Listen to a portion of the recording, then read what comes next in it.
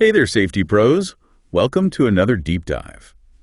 Today we're tackling something that, like the back of your hand, but maybe isn't the most thrilling part of the job.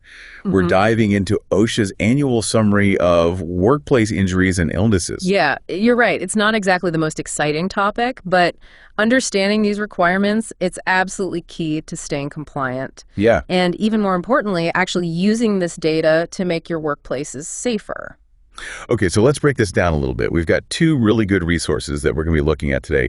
First up, we've got section 1904.32 from the official OSHA website. Right, sounds good. And then to add a little bit of extra context, we're going to be pulling in some insights from a Safety One Source video on this exact same topic. Perfect. Love those guys. So I'm curious, when you think about this annual summary, what's the first thing that comes to mind? Honestly, the biggest thing that jumps out at me is the potential. This summary has to be so much more than just a compliance exercise. It's a goldmine of information that can really help us identify trends, assess how effective our safety programs are, and ultimately prevent future incidents. But I think all too often it kind of ends up being this rushed last-minute task, That's a great point. It's easy to get so caught up in just checking those boxes and making sure that you're compliant.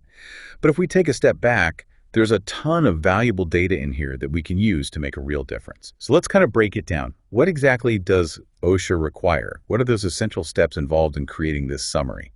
So the foundation of this whole process is the OSHA 300 log. So that's where you're diligently recording all of your work-related injuries and illnesses throughout the year, right?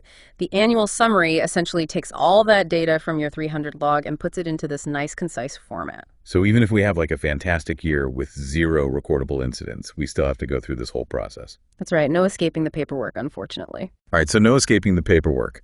And I noticed when I was looking at the OSHA website that they're not just looking for a summary, they're also looking for accuracy. So they obviously expect a thorough verification of every single entry on your 300 log. Yeah, they're serious about that. If your data is not accurate, then the whole summary is useless. It's true. Garbage in, garbage out, right? Exactly. Inaccurate data can lead to some really bad conclusions, and you're going to miss opportunities for improvement. And, from the Safety One Source folks, OSHA takes this very seriously. They even have specific guidelines on common record-keeping errors and how to avoid those. Oh, that's good to know. All right, so let's say we've meticulously reviewed our 300 log, and we're feeling good about it. We're confident everything's accurate. What's next? All right, so next step is to transfer that data onto the OSHA 300A summary form. And there's a little detail on the OSHA website that might trip some people up. Even if you decide to use a different form for your summary, which OSHA does allow, you absolutely have to include those employee access and employer penalty statements that are on the official form. Why do you think they're so insistent on having those specific statements included? Transparency is a big deal for OSHA. They want to make sure that both employees and employers are very clear on their rights and responsibilities when it comes to safety in the workplace. Yeah, that makes sense. Okay, so we've got our summary all filled out. It's accurate. It's got those super important statements included. What's next? So you're not just going to hand it off to an intern and call it a day. Oh, no. Okay. Definitely not. This is where we add that extra layer of accountability. OSHA requires that a company executive personally certifies the summary. So it's not enough to just have the safety manager sign off on it? Nope. They're looking for somebody with a little bit more authority, so it could be the owner of the company, an officer of the corporation, the highest ranking official at that specific work site, or even their direct supervisor. Interesting. I guess that makes sense. They really want to make sure that someone at a higher level is taking ownership of this data and really understands the company's safety performance. It definitely adds a level of seriousness to the whole process. It does. Okay, so we've got our certified summary. We can't just file it away and forget about it, right? You got it. Got to make this information accessible. And OSHA is very specific about posting that completed annual summary where everybody can see it. Think employee bulletin boards, break rooms, anywhere where you normally post important notices. Okay, so it's kind of similar to how we would post the, employee rights under OSHA posters. But for how long does this thing have to be displayed?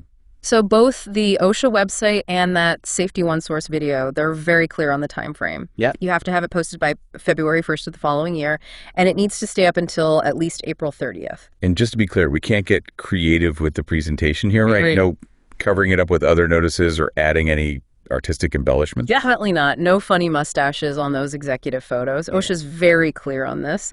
The posted summary cannot be altered, defaced, or covered by any other material, so it has to be visible and legible for that entire posting period. Gotcha. So we've covered the basics of creating and posting the OSHA annual summary, but we've only scratched the surface of why this document is actually so important. Right, and that's where things get really interesting. We've talked about compliance, but now let's actually explore how this summary can be a really powerful tool for proactive safety management. Yeah, it's really easy to think of this annual summary as just like another OSHA requirement, but I'm starting to see it in a new light. It's like, we're already collecting all this data. Why not actually use it to our advantage? Exactly. That's the mindset shift that we really need to make. The summary isn't just about looking back, it's also about looking forward and proactively improving our safety efforts. So how do we actually do that? How do we take this data and turn it into like actionable insights? Well, imagine the annual summary is like a really detailed map of your company's safety landscape. Oh, Okay, yep. so it highlights like the peaks and valleys, the areas where things are going really well, and the spots where we might be running into trouble. Okay, I like that analogy. So by like analyzing the data, we can identify trends and patterns in our workplace injuries and illnesses. Exactly. So for example, let's say you're noticing a big spike in back injuries among your warehouse workers, right? That's a pretty clear sign that something needs your attention. Maybe it's time to revisit your training program on proper lifting techniques or take a closer look at, the ergonomics of their workstations. Or maybe invest in some new equipment that could help reduce strain and prevent those injuries from happening in the first place. Exactly. The data can actually guide those decisions and help you to prioritize your resources. And on the flip side, let's say you've implemented a new safety protocol and you notice a huge decrease in hand injuries. That's a great indicator that your efforts are really paying off, right? It kind of reinforces the value of those initiatives and encourages you to keep investing in those proactive safety measures.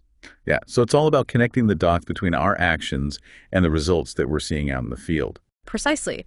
And the really cool thing about this data is that it can be sliced and diced in so many different ways. Yeah. You can look for trends by job type, by department, by shift, by time of year. The possibilities are kind of endless. That's pretty powerful. It's not just about seeing the big picture. It's about zooming in and understanding the nuances of what's happening in all those different areas of our operation. And that's where those insights from Safety One Source come in really handy. They really emphasize the importance of not just looking at the numbers, but also digging into the qualitative data.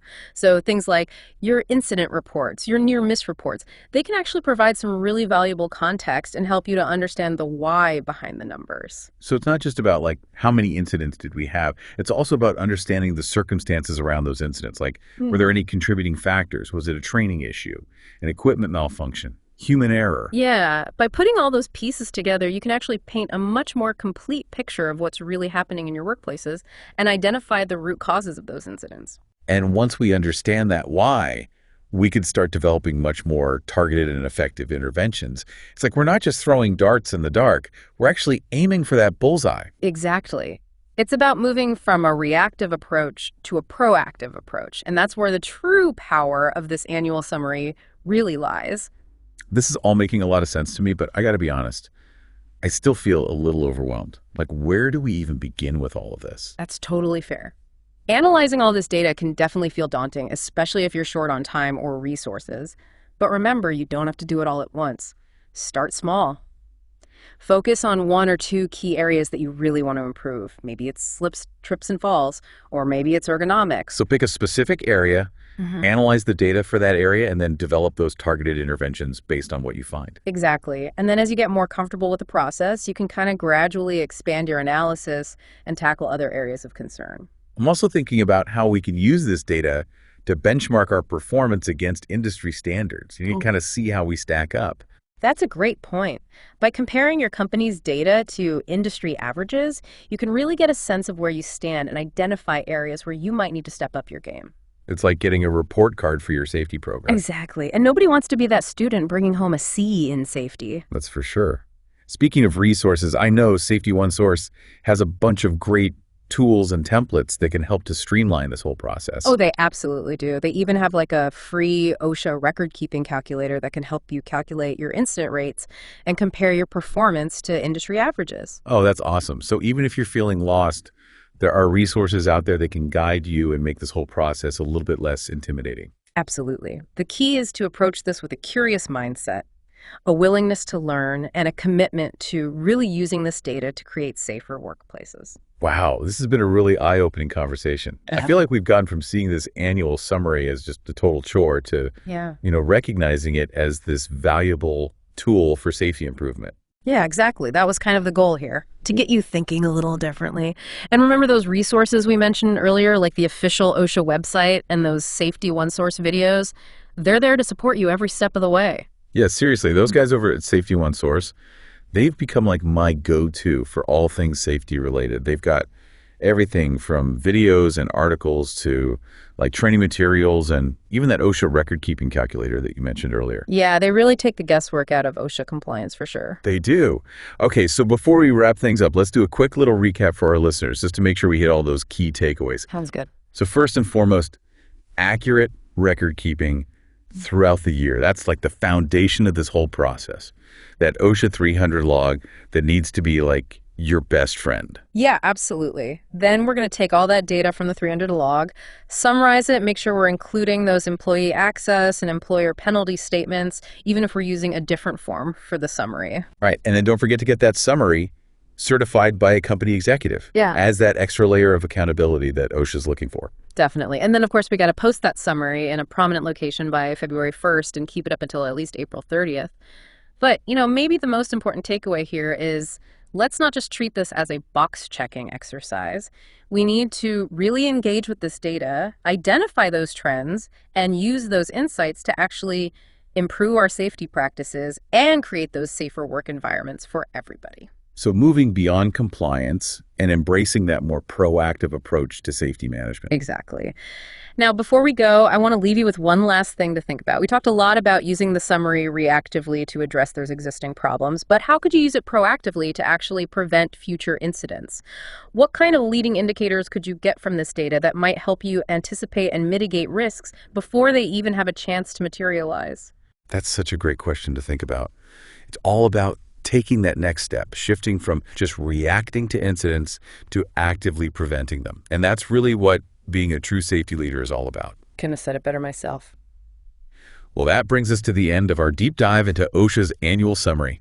We hope you found this information helpful. And as always, we encourage you to check out Safety One Source for even more great resources to help you navigate the world of safety compliance. Thanks for joining us.